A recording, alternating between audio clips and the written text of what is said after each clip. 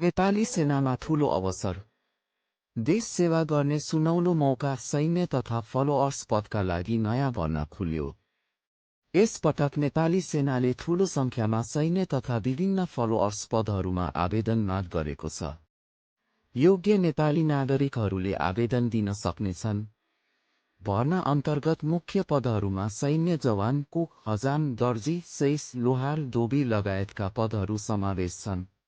शैक्षिक योग्यता अनुसार सैन्य पदका लागि कम्तीमा एसई वा सो सरह उत्तीर्ण, फलोअर्स पदका लागि सामान्य पढ्न लेख्न सक्ने वा प्राथमिक शिक्षा सम्बन्धित सिट जस्तै कुक, हजाम आदि भएकोलाई प्राथमिकता दिइनेछ। उमेर सीमा न्यूनतम 18 वर्ष, अधिकतम 22 वर्ष। सैन्य केही फलोअर्स पदमा अधिकतम उमेर 26 वर्षसम्म हुन सक्नेछ। शारीरिक मापदण्ड: पुरुषको उचाइ कम्तीमा 5 फिट 3 इन्च, महिला यदि लागू भएमा 5 फिट।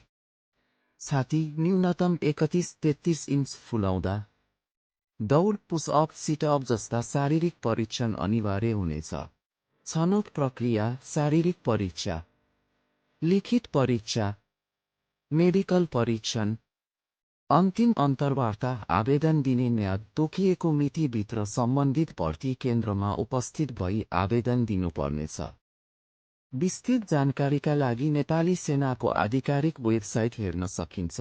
आवेदन दिँदा आवश्यक कागजातहरू: नागरिकता प्रमाणपत्र, शैक्षिक प्रमाणपत्र, पासपोर्ट साइज फोटो, सम्बन्धित सिटको प्रमाण यदि आवश्यक भएमा।